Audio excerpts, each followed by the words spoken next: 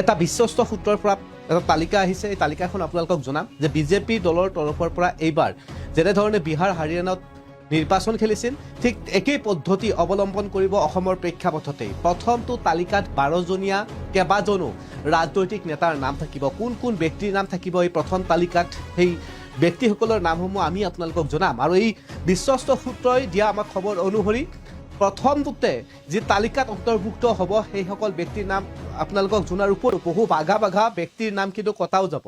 প্ৰথম 12জনীয়া এখন তালিকা আমাৰ হাতত আহি পৰিছে আৰু জানুৱাৰী মাহৰ প্ৰথম সপ্তাহটোত নহয়, দ্বিতীয়টো সপ্তাহ অথবা জানুৱাৰী মাহৰ শেষলৈকে এই ধৰণৰ তালিকাসমূহ প্ৰকাশ কৰিবলৈ আৰম্ভ কৰিব। আমাক এই পৰ্যন্তও জনাইছে যে যি এই তালিকাখনত নাম থকা ব্যক্তিসকলৰ চূড়ান্ত এক প্ৰকাৰ তেওঁলোকে বিজেপি দলৰ পৰা টিকট পোৱাটোতো নিশ্চিত হয়। ইয়াৰ উপৰিও যে 12জনীয়া যি তালিকা এই তেওঁলোকৰ নামসমূহ প্ৰথমখন তালিকাতে প্ৰকাশ হ'ব। অৰ্থাৎ বিজেপি দলৰ তৰফৰ পৰা এইবাৰ তালিকা উলিয়াব। একেলগে 126টা সমষ্টিত নাম প্ৰাৰ্থী ঘোষণা নকৰে। এখন তালিকা, দ্বিতীয় তালিকা, তৃতীয় তালিকা এনেধৰণৰ তালিকা প্ৰকাশ কৰিব।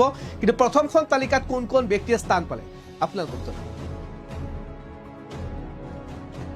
বিজেপিৰ প্ৰথমখন প্ৰাৰ্থীৰ তালিকা হ'ব 12জনীয়া, এক প্ৰকাৰ নিশ্চিত বুলিয়ে ক'ব পাৰি। তালিকাৰ পৰা বাদ পৰি বহু ৰথী মহাৰথী। প্ৰথম তালিকাত স্থান পোৱাৰ সম্ভাৱনা কোন হ'ব পাৰে, কোন কোন ব্যক্তিৰ নাম প্ৰথম তালিকাত স্থান পোৱাৰ সম্ভাৱনা আছে? 1 number doctor Himanta Biswa Sarma, 2 number Piyush Hazarika. Himanta Biswa Sarma বৰ্তমানৰ মুখ্যমন্ত্ৰী, পীযুষ হাজৰিকা কেবিনেট মন্ত্ৰী। 3 নম্বৰ নন্দিতা কাৰ্লজা, বিমল বৰা, মন্ত্ৰী বিমল বৰা, মন্ত্ৰী নন্দিতা কাৰ্লজা, এওঁলোকৰ প্ৰথম তালিকাতে নাম থাকিব। ৰূপেশ গোৱেলা, ৰঞ্জিত দাস, এওঁলোকৰ প্ৰথম তালিকাতে নাম থাকিব। বিজেপিৰ যি 12জনীয়া তালিকা আছে, মানৱ ডেকা, কৌশিক ৰয়, এওঁলোকৰ নাম প্ৰথম তালিকাতে থাকিব। 9 নম্বৰ যোগেন মহন, 10 নম্বৰ ৰণোজ পেগু। 12জনীয়া এখন তালিকা আপোনালোকক জনাইছো, বিজেপি দলৰ এক বিশ্বস্ত সূত্ৰই আমাক জনাইছে। 11 নম্বৰ অজন্তা নেওগ, 12 নম্বৰ ভূপেন পেগু, এওঁলোকৰ নাম প্ৰায় এক প্ৰকাৰ বিজেপিৰ যি তালিকা ওলাব এই 12জনীয়া তালিকাৰ প্ৰথম পৰ্যায়ৰ এই 12জন ব্যক্তিৰ নাম। আৰু বহু বাঘা বাঘা ৰথী মহাৰথীৰ নাম তালিকাৰ পৰা বাদ পৰিছে। ক্ৰমান্বয়ে ক'ব পাৰোঁ মন্ত্ৰী জয়ন্ত মল্লৰ নাম প্ৰথম তালিকাত নাই। প্ৰথম তালিকাত মন্ত্ৰী চন্দ্ৰমোহন পাটোৱাৰীৰ নাম নাই। প্ৰথম তালিকাত স্থান পোৱাৰ সম্ভাৱনা থকা ব্যক্তিসকল ডক্টৰ হিমন্ত বিশ্ব শৰ্মা, পীযুষ হাজৰিকা, নন্দিতা কাৰ্লজা, বিমল বৰা। এক ৰাজনৈতিক বিগ আপডেট 26ৰ বিধানসভা নিৰ্বাচনৰ মাজত মাত্ৰ কেইটামান মাহ। ৰূপেশ গোৱেলাৰ নাম প্ৰথম তালিকাত, ৰঞ্জিত দাস প্ৰথম তালিকাত অন্তৰ্ভুক্ত হ'ব। মানৱ ডেকা প্ৰথম তালিকাতেই মানৱ ডেকাৰ নাম অন্তৰ্ভুক্ত হ'ব। যি 12জনীয়া তালিকা আছে, কৌশিক ৰয় আৰু আনহাতে যোগেন মোহন, মন্ত্ৰী যোগেন মোহনৰ নাম প্ৰথম তালিকাত।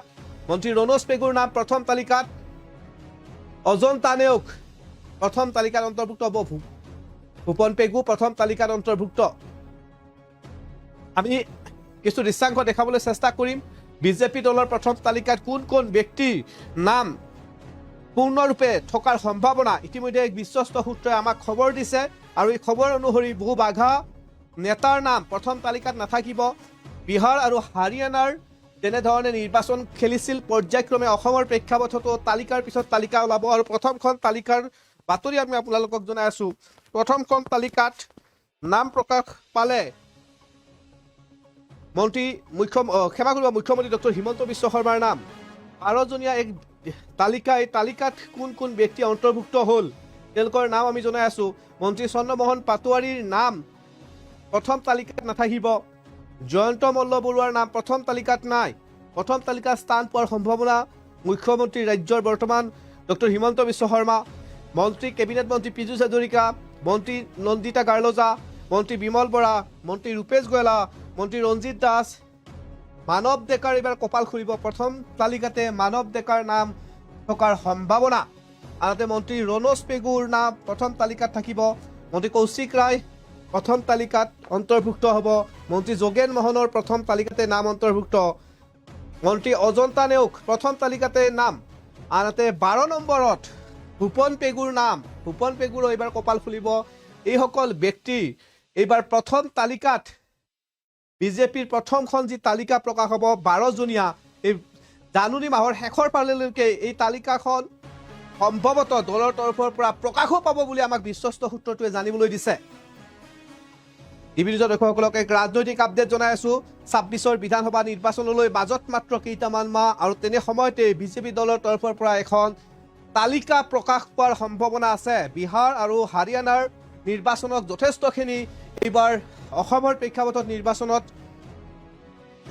এটা ব্লু প্ৰিণ্ট তৈয়াৰ কৰি তেনেধৰণে বিজেপিয়ে একক সংখ্যাগৰিষ্ঠতাৰে যেনেধৰণে বিহাৰত এটা মেজিক দেখাবলৈ সক্ষম হৈছিল, মোদী মেজিক, ঠিক তেনেধৰণে অসমৰ প্ৰেক্ষাপটতো এনেধৰণৰ মেজিক দেখাৰ পৰিকল্পনা কৰাৰ এটা ব্লু প্ৰিণ্ট তৈয়াৰ কৰিছে। তালিকাৰ পিছত তালিকা আহিছে। প্ৰথমখন যি 12জনীয়া তালিকা ইতিমধ্যে আপোনালোকক উল্লেখ কৰিছোঁ, যি 12জন তালিকাত হাই প্ৰফাইল নেতাৰ নাম থাকিল আৰু বহু হাই প্ৰফাইল নেতাৰ নাম নাথাকিব। এক বিশ্বস্ত সূত্ৰই আমাক দিয়া এই খবৰ।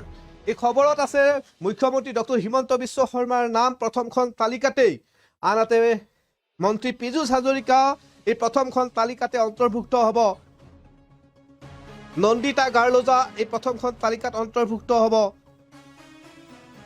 মানৱ ডেকা, মন্ত্ৰী ৰঞ্জিত দাস, ৰূপেশ গোৱালা, মন্ত্ৰী বিমল বৰা, মন্ত্ৰী যোগেন মোহন, মন্ত্ৰী ৰণোজ পেগু, মন্ত্ৰী অজন্তা নেওগ আৰু ভূপেন পেগু, এওঁলোকক 12জনীয়া যি বিজেপিৰ প্ৰথমখন তালিকা প্ৰকাশ হ'ব আৰু তেওঁলোকৰ এই প্ৰথমখন তালিকাতে তেওঁলোকৰ নাম থকাৰ পূৰ্ণ সম্ভাৱনা আছে।